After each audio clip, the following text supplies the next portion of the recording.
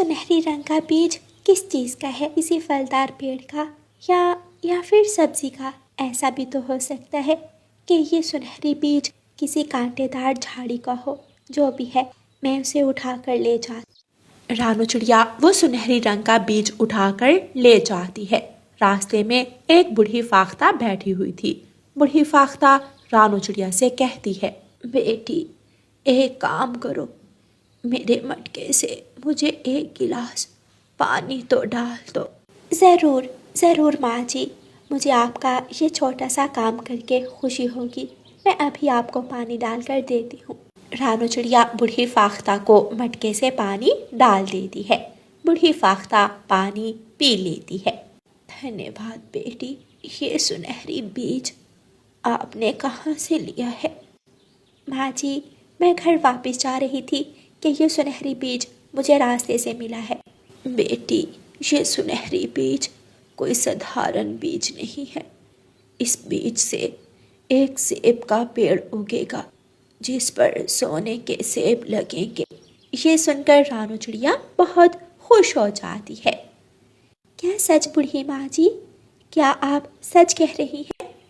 हाँ बेटी, प्रकृति के इस इनाम को अच्छाई में लगाना और हमेशा दूसरों की मदद करना। रानू चिड़िया खुशी खुशी वो जादुई सुनहरी बीज लेकर वहाँ से चली जाती है। घर जाकर रानू चिड़िया अपनी बेटी को आवाज़ देती है, गुड़िया गुड़िया बेटी, जल्दी से यहाँ बाहर आओ। रानू चिड़िया की बेटी अपने घर से बाहर आती है। मम्मा, ये क्या चीज़ है? गुड़िया बेटी, ये सुनहरी जादुई बीज है। इस बीज से सोने के सेब देने वाला पौधा उगेगा। मम्मा, ये तो मैंने कहानी में पढ़ा था, क्या ये सच में भी है? हाँ मेरी बेटी, लेकिन हमें अच्छाई के लिए काम करना होगा। हमें सोने के सेब अपने लिए और दूसरे गरीबों के लिए संभाल कर रखने। रानू चिड़िया और उसकी बेटी वो सुनहरी बीज जमीन में दबा देती हैं और घर चली जाती हैं। दूसरे दिन उस सुनहरी बीज से एक पौधा उगता है जो देखते ही देखते एक बड़ा पेड़ बन जाता है और उस पेड़ पर सुनहरी सोने के सेब लग जाते हैं। रानू चिड़िया और उसकी बेटी अपने पेड़ पर सोने के सेब देखकर खुश हो जाती हैं। बूढ़ी माँ जी की बात सच्ची हुई, हमारे पेड़ पर सोने के सेब लगे। गुड़िया बेटी, हम दोनों में से एक इस पेड़ की रखवाली करेगा, कहीं कोई चोर हमारे सोने के सेब ना तोड़ ले। मम्मा ठीक है, मम्मा मैं यहाँ बैठी हूँ और आप एक सोने का सेब तोड़कर सोनार के पास। मामा चिड़िया ऐसा ही करती है।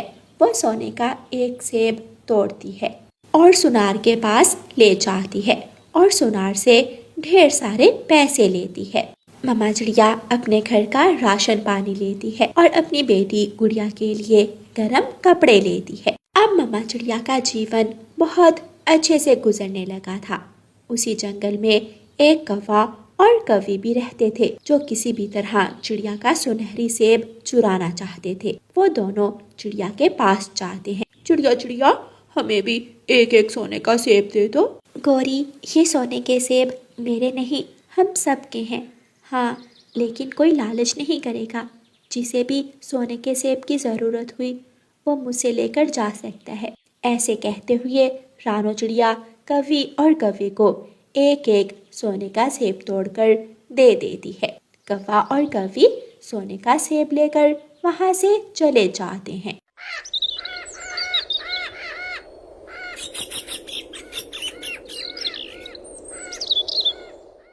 मैं कोई भिखारन नहीं हूँ जो चिड़िया के एक सोने के सेब पर गुजारा करूँ। मैं तो चिड़िया का पूरा पेड़ खाली करूँगी। लेकिन गौरी, उसके लिए हमें रात होने का इंतजार करना होगा।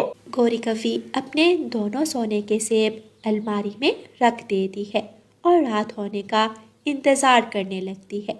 चिड़िया चिड़िया, मेरा घोंसला टूट गया है, मुझे एक सोने का सेब दे दो ताकि मैं अपना नया घोंसला खरीद सकूं।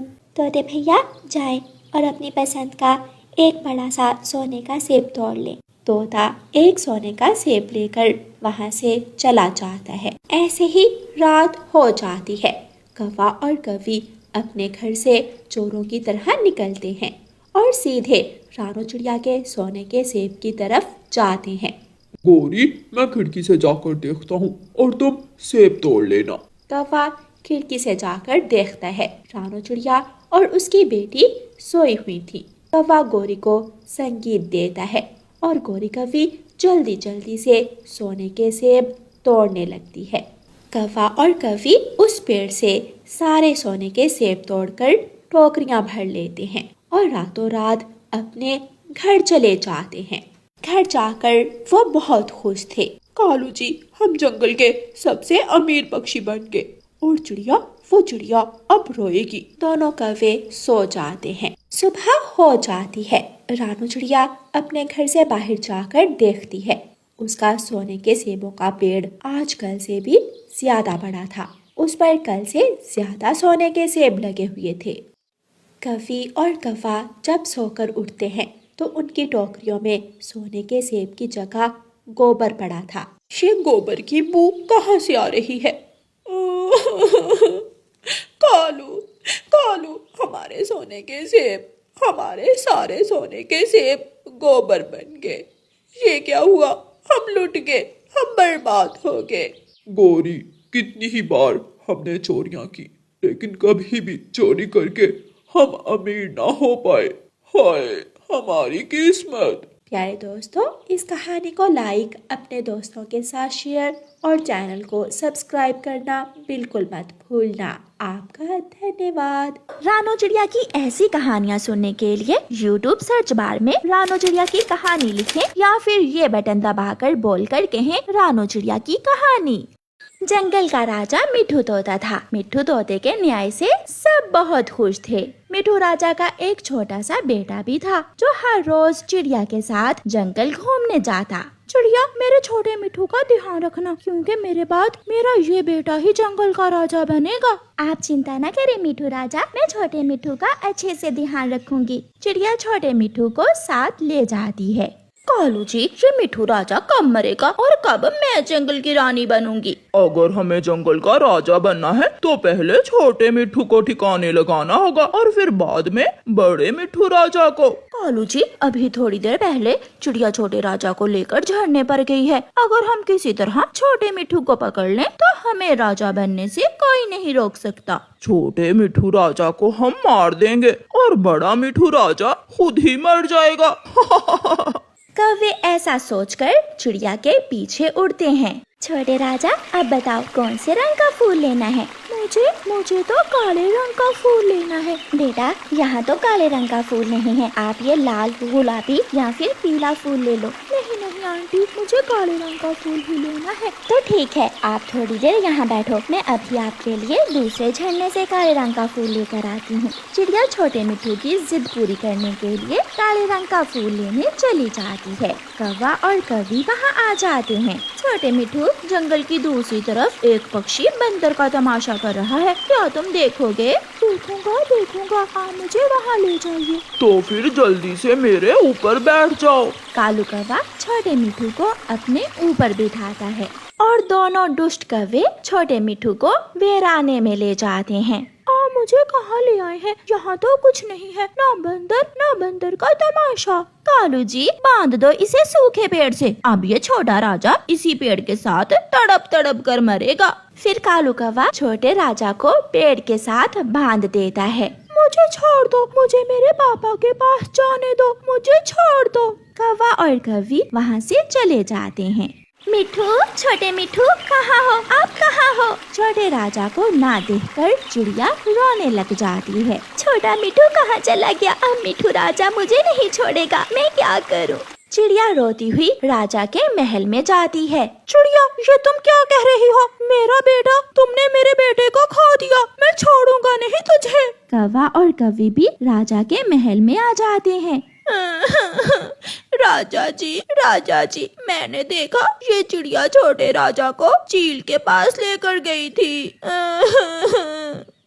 ये झूठ है। राजा जी, ये चिड़िया बहुत बुरी है, इसने धोखे से आपके बेटे को चील के हाथ बेच दिया है। चिड़िया, जो लेना था मुझसे मांग कर ले लिया होता। मेरे छोटे से बेटे के साथ इतना बड़ा जुल्म करने की क्या जरूरत थी तुझे? मिठू राजा चिड़िया को पिंजरे में कैद करवा देता है। कालू जी, अब किसी तरह हम बड़े राजा को जहर देकर मार देंगे और हम बन जाएंगे जंगल के राजा। चिड़िया तो गई काम से, वो तो अब बाकी की जिंदगी कैद में ही गुजारेगी। अब हमें राजा बनने से कोई नहीं रोक सकता। कौवा और कौवी अपने घर में बैठे हुए ऐसे बातें कर रहे थे। रात हो जाती है। छोटा मिठू राजा बहुत डर रहा था। वो सारी रात जाग कर गुजारता है। सुबह हो जाती है। कबूतर चाचा किसी काम से वापस आ रहा था कि वो छोटे मिठू को पेड़ के साथ बंधा हुआ देख लेता है। कबूतर वहाँ जाता है। ये तो छोटा राजा है। छोटा राजा बेहोश हो गया था। वो कल से भूखा प्यासा था। कबूतर छोटे राजा को रस्सियों से आजाद करता है और उसे उठाकर राजा के महल में ले जाता है। बुलबुल को बुलाया जाता है। बुलबुल बुलबुल, किसी भी तरह मेरे बेटे की जान बचा लो। तुम जो मांगोगी मैं दूंगा। राजा जी शांत हो जाइए, मैंने दवा दे दी है। छोटा राजा अब ठीक है। थोड़ी देर बाद छोटा राजा अपनी आंखें खोलता है। मेरा बेटा कहाँ चला गया था? पापा, कौवे और कौवी ने मुझे किडनैप करके पेड़ से बांध दिया था। ये सुनकर मिठू राजा गुस्से में आ जाता है। सिपाही जल्दी करो, चिड़िया को कैसे आजाद करो और उन दोनों दुष्ट कौवों को पकड़कर मेरे पास लाओ। सिपाही चिड़िया को आजाद कर देता है। धन्यवाद कबूतर भैया, अगर आप छोटे मिठू को ना लेकर आते तो मैं सारी उम्र इसी कैद में मर जाती। चिड़िया, मैं शर्मिंदा हूँ अपनी गलती पर, लेकिन अब दोषी को सजा जरूर मिलेगी। जल्दी चलो। सिपाही क्या बात है, कुछ बताओ भी। तुम्हें राजा जी बुला रहे हैं।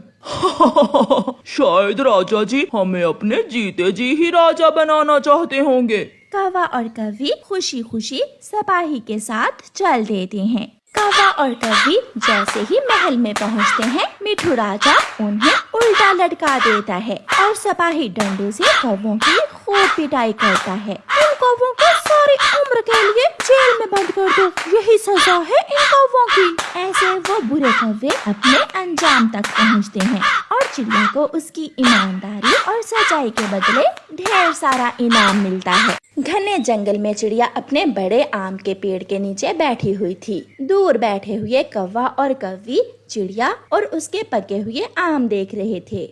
कालू जी, मेरा आम खाने को बहुत मन कर रहा है। चिड़िया आम पैसों के देती है, मुफ्त में नहीं देगी चिड़िया।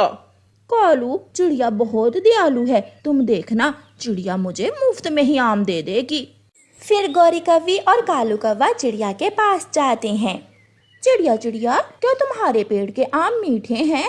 गौरी, मैं अपने पेड़ की अच्छे से रक्षा करती हूँ। मेरे पेड़ के आम बहुत मीठे और रसीले होते हैं।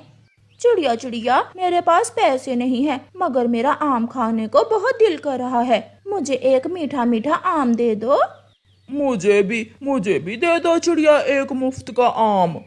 गौरी और कालू, तुम दोनों हर समय मुफ्त की चीजें खाने की कोशिश करते हो। ये लो, दोनों एक एक आम लो और भागो यहाँ से। गौरी कौवी और कालू कौवा एक एक आम लेते हैं और वहाँ से चले जाते हैं। वो दोनों नदी के पास जाकर ठंडे ठंडे पानी से आम धोकर आम खाने लगते हैं। वो आम खा रहे थे कि गौरी की नजर चिड़िया पर जाती है, जो अपने घर जा रही थी। कालू, चिड़िया घर चली गई। एक आम जग्गू के लिए भी चुरा लेते हैं। मौका अच्छा है, जल्दी चलो गौरी। वो दोनों अपना अपना आम खाकर फिर से वापस चिड़िया के पेड़ से आम चुराने चले जाते हैं। इधर उधर देखकर गौरी कौवी एक आम तोड़कर नीचे फेंक देती है। गौरी, चिड़िया नहीं है, कुछ आम और चुरा लो। फिर वो दोनों कौवे चिड़िया के पेड़ से टोकरी भर आम चुराकर भाग जाते हैं। मम्मा, मेरी मम्मा आम लाई है। जग्गू, पता है ये आम मैं और तेरे पिताजी चिड़िया के पेड़ से चुरा कर लाए हैं। मेरा बेटा भी हमारी तरह बड़ा चोर बनेगा एक दिन। मैं अपने मम्मा पापा का नाम जरूर रोशन करूंगा। इतना बड़ा चोर बनूंगा कि अपने पिताजी से भी बड़ा चोर। फिर वो सब आम खाने लगते हैं। गुड़िया बेटी, कल मैं आपको मैंगो शेक बना कर दूंगी। मम्मा, मैं अपनी दोस्त सुनीता तितली को भी मैंगो शेक पिलाऊंगी। हाँ, जरूर, सबको मिलेगा मैंगो शेक। फिर दूसरे दिन जब चिड़िया अपने मैंगो के पेड़ के पास जाती है तो पेड़ पर पके हुए आम कम थे। ये कौन मेरे आम चुरा कर ले गया? कोई तो चोर है जो मेरे आम चुराता है। उड़ती हुई चील उस दिशा में आती है। तोते तोते, चिड़िया का आमों का पेड़ कहाँ है? मुझे चिड़िया से कुछ आम लेने हैं। चील, वो सामने घने पेड़ों के पास है चिड़िया का आम का पेड़। बहुत मीठे आम है चिड़िया के पेड़ के। बड़ी चील चिड़िया के पास जाती है। चिड़िया चिड़िया, मैं आम लेने आई हूँ। सुना है तुम्हारे पेड़ के आम बहुत मीठे और स्वादिष्ट हैं। चील दी, अच्छा ही हुआ जो आप आ गए। आप ये पूरा पेड़ ही रख लें। मैं भी अब अपनी बेटी को लेकर उसकी नानों के पास जा रही हूँ। फिर चील चिड़िया को पूरे पेड़ के ही पैसे दे देती है और चिड़िया पैसे लेकर वहाँ से चली जाती है। कोई चोर इस पेड़ से आम चुरा भी सकता है। मैं यहाँ छुपकर शाम तक अपने आमों की रखवाली करूँगी। नदी पर बैठे हुए कौवा और कौवी जब चिड़िया को घर जाता हुआ देखते हैं तो खुशी से उछलने लगते हैं। वो गई छोटी चिड़िया। चिड़िया चली गई। कालू कालू जी, जल्दी चलो, मौका अच्छा है।